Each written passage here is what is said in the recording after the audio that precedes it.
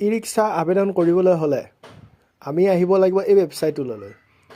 linguisticminority.in এই ৱেবছাইটলৈ অহাৰ পাছতে দেখিছেনে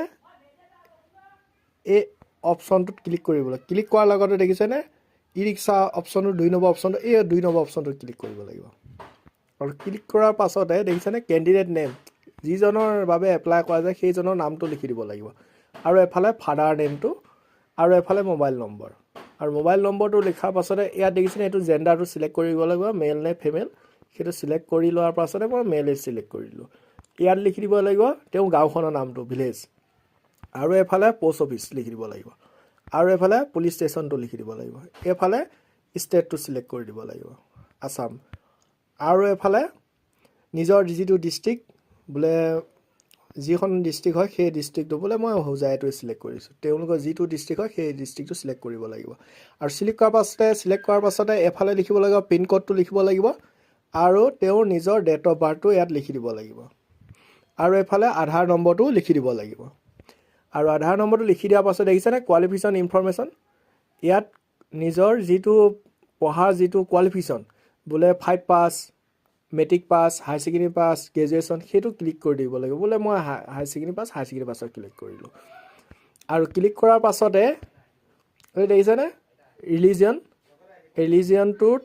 ইয়াত যিটো কমিউনিটি যিটো ক'বলৈ হিন্দী বেংগলী আদাৰ সেইটো যিটো হয় হিন্দী হ'লে হিন্দী এইটো সিলেক্ট কৰি দিব লাগিব আৰু এফালে সিলেক্ট কৰিব লাগিব যিটো এনুৱেল ইনকম সেই এনুৱেল ইনকমটো 3 লাখতকৈ অধিক নিলিখিব এনুৱেল ইনকমটো 3 লাখৰ তলত লিখে যদি এনুৱেল ইনকমটো আৰু এফালে ডকুমেণ্ট আপলোড এই ডকুমেণ্ট আপলোডত আধাৰ কাৰ্ডখন PDF কৰি 500 KB ভিতৰত ইয়াত আপলোড কৰিব লাগিব ভোটাৰ ID বা পান কাৰ্ড ভোটাৰ ID থাকিলে ভোটাৰ ID দিব নহলে পান কাৰ্ড থাকিলে পান কাৰ্ড দিব PDF কৰি 500 KB বনাইবলৈ ইয়াত আপলোড কৰিব লাগিব এফালে ড্ৰাইভিং লাইসেন্স ইয়াত দেখিছেনে ড্ৰাইভিং লাইসেন্স এই ড্ৰাইভিং লাইসেন্স ইয়াত লাগিবই কম্পালসৰি আৰু ড্ৰাইভিং লাইসেন্স ইয়াত আপলোড কৰি সাবমিট কৰি দিব লাগিব সাবমিট কৰাৰ পাছতে নেক্সট পেজলৈ যাব কেনেদৰে এপ্লাই কৰিব পাৰি তাৰ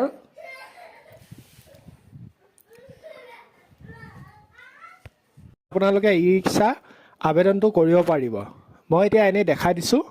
আৰু মই আবেদন কৰা নাই বৰ্তমান কেনেদৰে আবেদন কৰিব পাৰি সেই প্ৰচেছটো দেখাই দিছোঁ আৰু যদি এই চেনেলটো চাই